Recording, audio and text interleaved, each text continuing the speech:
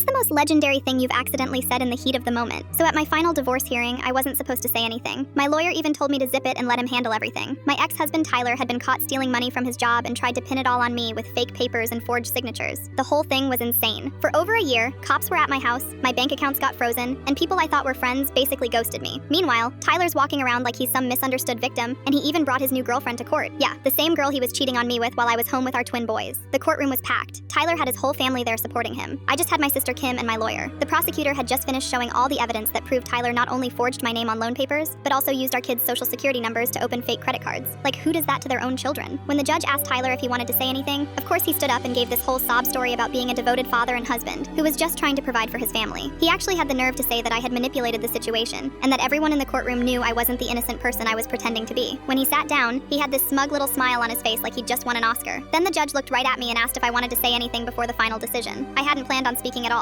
but something inside me just snapped. Maybe it was seeing his girlfriend sitting there in the front row, or maybe it was hearing him lie about being a good father when he hadn't even called our boys in 3 months. I stood up slowly, looked Tyler dead in the eye, and said in the calmest voice I could manage, "Tell Amanda his other family can visit him in prison too." The entire courtroom went dead silent. You could literally hear people breathing. Tyler's mom whipped her head around to stare at him. His girlfriend Amanda turned white as a sheet. Even the judge raised his eyebrows. But I wasn't done. I added, "Oh, and judge, you might want to check the photos on the second phone in his truck's glove compartment. The passcode is 0814, our wedding anniversary." Complete chaos. Tyler looked like he was about to throw up. His lawyer started whispering frantically in his ear. Amanda stood up and walked straight out of the courtroom without looking back. Tyler's family was staring at him like they'd never seen him before. The judge had to bang his gavel 3 times to get everyone to calm down. The judge looked at me and just said, "Thank you, Ms. Harris. That will be all." Tyler got sentenced to 6 years in federal prison. Turns out the other family I mentioned was a woman named Jessica in Phoenix who had a 4-year-old daughter that Tyler had been secretly supporting for years. He'd been sending her money every month, telling me it was going into our retirement savings. The second phone had hundreds of photos of them together, plus text messages where he promised to leave me and move to Arizona once the divorce was final.